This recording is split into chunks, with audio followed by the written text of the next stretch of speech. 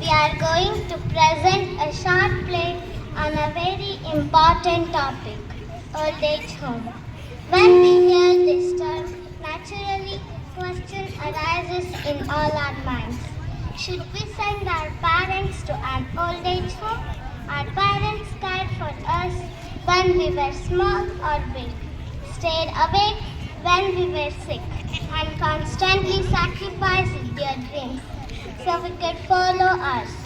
But when they grow old and need us the most, some children choose to send them away instead of keeping them at home with love and respect. Through this play, we want to show that old age homes are not the answer to loneliness and neglect. What elders really need is our time, our patience, and our affection. We invite you all to watch this playlist with an open heart and learn a lesson for your life. Thank you.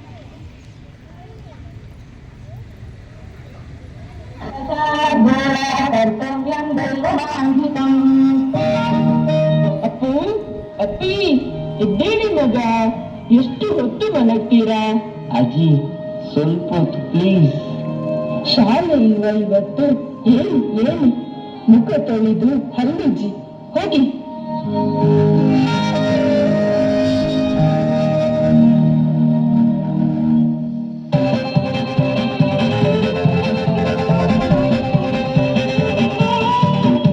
ಎಂತ ಮಗ ಬೆಳಿಗ್ಗೆ ಗಲಾಟೆಯ?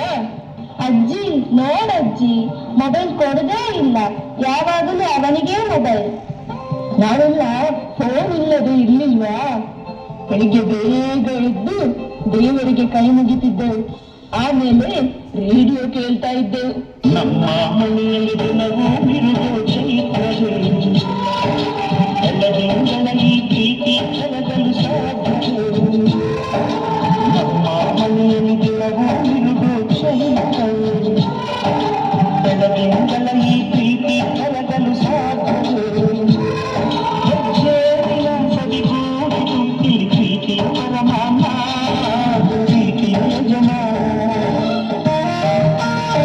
ಸ್ಕೂಲಿಗೆ late ಆಯ್ತಲ್ಲ ಮಕ್ಕಳ, ಬೇಗ ಹೊರಡಿ.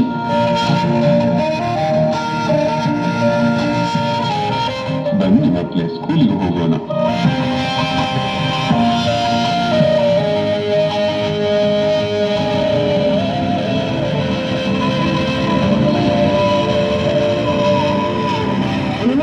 ಬೆಳೆ job confirm ಆಯ್ತು, ನಾಳೆ ಜಾಯ್ನ್ ಆಗ್ತಾ ಇದ್ದಾರೆ. ಕಂಗ್ರಾಚುಲೇಷನ್ ಭಾಗ್ಯ, ಒಳ್ಳೆ ವಿಷಯ. ಆದರೆ ಅಪ್ಪ ನನ್ನನ್ನು ಯಾರು ನೋಡಿಕೊಳ್ಳೋದು? ಅದೇ ನನ್ನ ಫ್ರೆಂಡ್ ಒಂದು ಓಲ್ಡ್ ಏಜ್ ಹೋಮ್ ಬಗ್ಗೆ ಹೇಳಿದ್ದು. ಅಲ್ಲಿ ವಯಸ್ಸಾದವರು ತುಂಬಾ ಚೆನ್ನಾಗಿ ನೋಡ್ಕೊತಾರೆ. ಅಲ್ಲಿ ಕಳಿಸಿದ್ರೆ ನನಗೆ ಬೇಡ ಬೇಡ, ಅವರು ಮನೆಯಲ್ಲೇ ಇರಲಿ. ಅವರನ್ನು ಈ ವಯಸ್ಸಲ್ಲಿ ದೂರ ಕಳಿಸೋದು ಚೆನ್ನಾಗಿರಲ್ಲ. ಹಾಗಲ್ಲ ಆಗಿರಿ, ನಾವಂತೂ ಬೆಳಿಗ್ಗೆಯಿಂದ ಸಂಜೆವರೆಗೆ ಮನೆ ಇರೋದಿಲ್ಲ. ಅವರಿಗೂ ಮೆಡಿಕಲ್ ತಗೊಳ್ಳೋದಕ್ಕೂ ಗೊತ್ತಾಗಲ್ಲ. ಅಲ್ಲಾದ್ರೆ ಹಾಗಲ್ಲ, ಅಲ್ಲಿ ಎಲ್ಲದಕ್ಕೂ ಜನ ಇರ್ತಾರೆ. ಅವರ ವಯಸ್ಸಿನ ಜೊತೆ ತುಂಬಾ ಖುಷಿಯಾಗಿರ್ತಾರೆ. ಆಯ್ತು, ಹಾಗಾದ್ರೆ ನೀನು ಹೇಳಿದ ಹಾಗೆ ಆಗ್ಲಿ. ಆದರೆ ಈ ವಿಷಯವನ್ನು ಅವರ ಹತ್ರ ಹೇಗೆ ಹೇಳೋದು?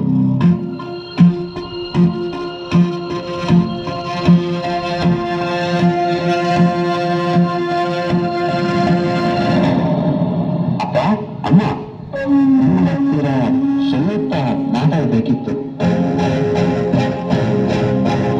ಇವತ್ತಾದ್ರೂ ಈ ಅಮ್ಮನ ಹತ್ರ ಮಾತಾಡೋಕೆ ಪುರುಸೊತ್ತಾಯ್ತಲ್ವ?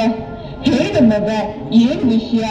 ಹೌದಮ್ಮ, ನಿಮ್ಗೆ ಗೊತ್ತಲ್ಲ, ನಿಮ್ಗೆ ಈಗ ಕೆಲಸದ ಒತ್ತಡ ಜಾಸ್ತಿ ಆಗ್ತಾ ಇದೆ. ಜೊತೆಗೆ ನಮ್ಮ ಸ್ಯಾಲರಿಯಲ್ಲಿ ಮನೆಯನ್ನು ಸಂಭಾಳಿಸಲಿಕ್ಕೆ ಕಷ್ಟ ಆಗ್ತಾ ಇದೆ. ಹಾಗೆ ನಾಳೆಯಿಂದ ಬಂದ್ರೆ ಕೆಲಸಕ್ಕೆ ಹೋಗ್ತಾ ಇದ್ದಾರೆ. ಹಾಗಾಗಿ ನಾನು ಏನು ಹೇಳಲಿಕ್ಕೆ ಬಂದೆ ಅಂದ್ರೆ, ನಮ್ಗೆ ನಿಮ್ಗೆ ಬೇಕಾದ ಹಾಗೆ ಟೈಮ್ ಕೊಡ್ಲಿಕ್ಕೆ ಆಗ್ತಾ ಇಲ್ಲ. ಹಾಗೆ ನಾನು ಮತ್ತೆ ಅವನು ಸೇರಿ ಒಂದು ನಿರ್ಧಾರ ಮಾಡಿದ್ವಿ. ಏನ್ ಮಗ? ಅದೇನಂದ್ರೆ, ಸ್ವಲ್ಪ ಸಮಯ ನಮ್ಮಿಂದ ದೂರ ಇರ್ತೀರಾ?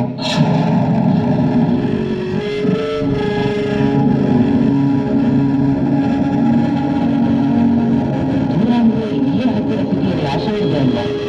ಸ್ವಲ್ಪ ದಿವಸ ಮಾತ್ರ ಈಗ ಕರ್ಕೊಂಡ್ಬರ್ತೀನಿ.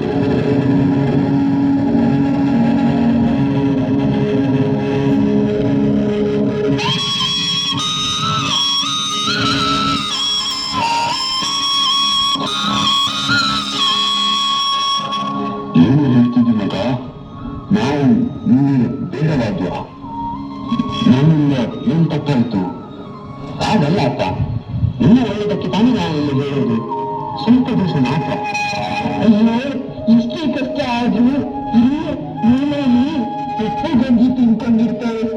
ನಿನ್ನನ್ನ ಅಪ್ಪಿನ ಬಿಟ್ಟು ಹೇಗೆ ದೂರ ಇರೋದು ಹೇಳು? ಹೌದು ಮಗ, ನಾವು ಇಲ್ಲೇ ಇರ್ತೇವೆ. ನಿನ್ನಿನ್ನು ಏನಾಗಬೇಕು? ಇಲ್ಲೇ ಆರಾಮಾಗಿ ಇದ್ದೇವೆ ಅಲ್ವಾ? ಹಾಗಲ್ಲ ಅಪ್ಪ, ಇದು ನನ್ನ ನಿರ್ಧಾರ. ನಾನು ಹೇಳಿಯಾಗಿದೆ. ನಿಮ್ಮ ಒಳ್ಳೆದಕ್ಕೆ ಹೇಳ್ತಿರೋ ತಾನೆ. ಕರ್ಕೊಂಡು ಬರ್ತೇನೆ, ಅಲ್ಲೇ ಬಿಡೋದಿಲ್ಲ. ಸಂಜೆ ರೆಡಿಯಾಗಿರಿ.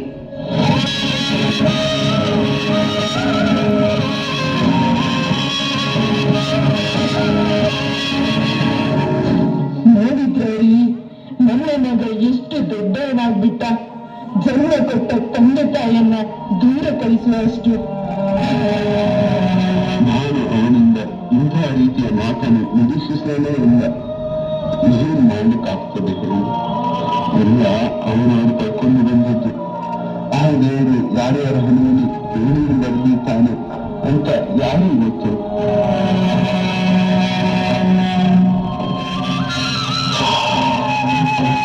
ಸಮಾಧಾನ ಮಾಡಿಕೊ.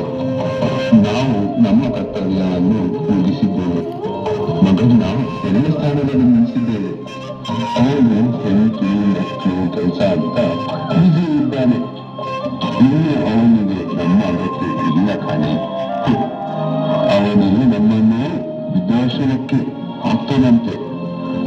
ನೀನು ಯಾಕೆ ಸುಮ್ಮನೆ ಆರೋಗ್ಯ ಹಾಳು ಮಾಡ್ಕೊಳ್ತೀಯ?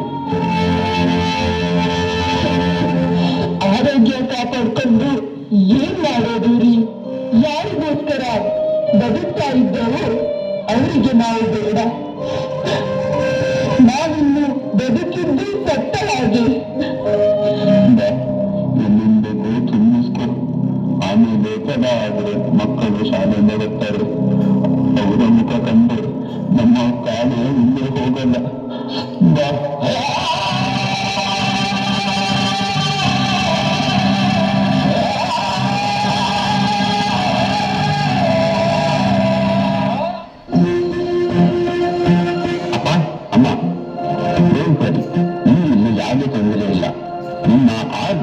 ಫೀಸನ್ನು ನಾನು ಬರೆಸಿದ್ದೇನೆ.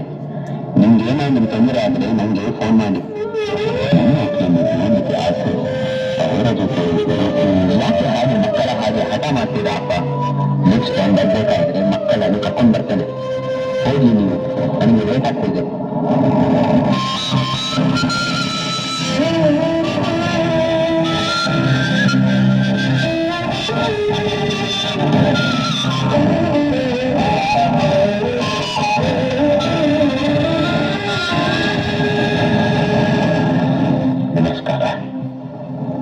ನಾನು ಜೋಸೆಫ್, ಪ್ರೇಮಾಲಯ ಆಶ್ರಮದ ಸೀನಿಯರ್ ಮೋಸ್ಟ್ ಸದಸ್ಯ. ಈ ಆಶ್ರಮದ ಎಲ್ಲಾ ಸದಸ್ಯರ ವಿಚಾರ ಗೊತ್ತಿರುವುದು ನನಗೊಬ್ಬನಿಗೆ ಮಾತ್ರ. ಒಂದು ನಿಮಿಷ, ನಮ್ಮ ಆಶ್ರಮದ ಸದಸ್ಯರನ್ನು ನಿಮಗೆ ಪರಿಚಯ ಮಾಡಿಸ್ತೀನಿ. ಪ್ರೇಮಾಲಯದ ಎಲ್ಲ ಪ್ರೇಮ ಪುತ್ರರು ಬನ್ನಿ ಇಲ್ಲಿಗೆ ಒಂದ್ಸಲ. ನಮ್ಮ ಮನೆಗೆ ಹೊಸ ಸದಸ್ಯರು ಬಂದಿದ್ದಾರೆ, ಬೇಗ ಬನ್ನಿ.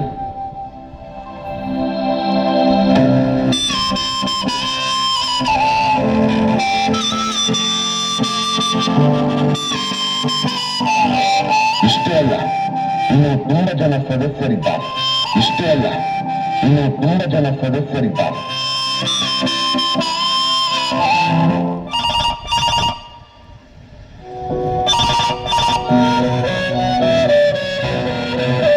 ಏನ್ ಶಾರದಮ್ಮ, ಮಗ ಕಾಲ್ಗೆ ಸಿಕ್ಕಿದ್ನ? ನನ್ನ ಮಗನ್ಗೆ ತುಂಬಾ ಕೆಲಸ ಇರ್ಬೇಕು, ಬಿಸಿ ಇದ್ದಾನೆ ಅನ್ಸುತ್ತೆ. ಫೋನ್ ತೆಗಿತಾ ಇಲ್ಲ. ಅವನು ಬಿಸಿ ಇದ್ದದಕ್ಕೆ ಅಲ್ವಾ ನಿಮ್ಮನ್ನ ಇಲ್ಲಿಗೆ ಸೇರಿಸಿದ್ದು.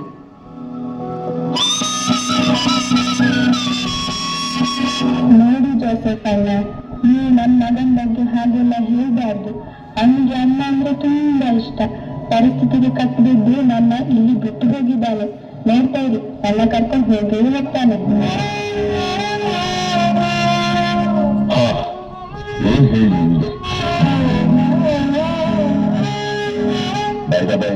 ಈಗ ಹೋದ್ರಲ್ಲ, ಅವಳು ಶಾರದಮ್ಮ ಅಂತ.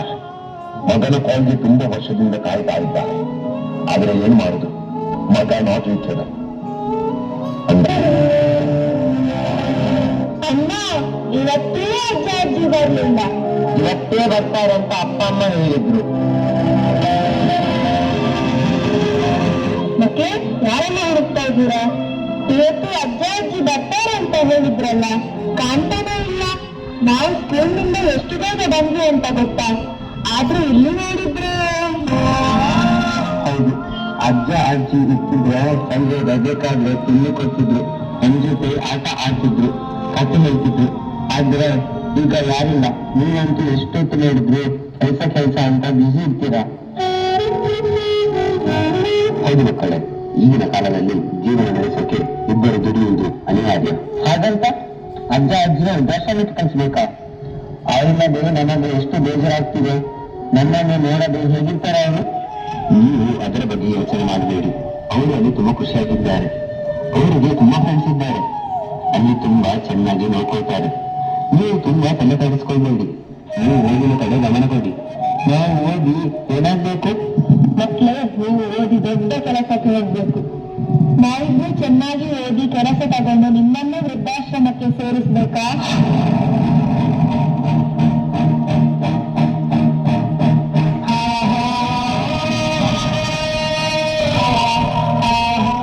ನೀವು ಹೋಗಿ ಆಟಾಡ್ಕೊಳ್ಳಿ.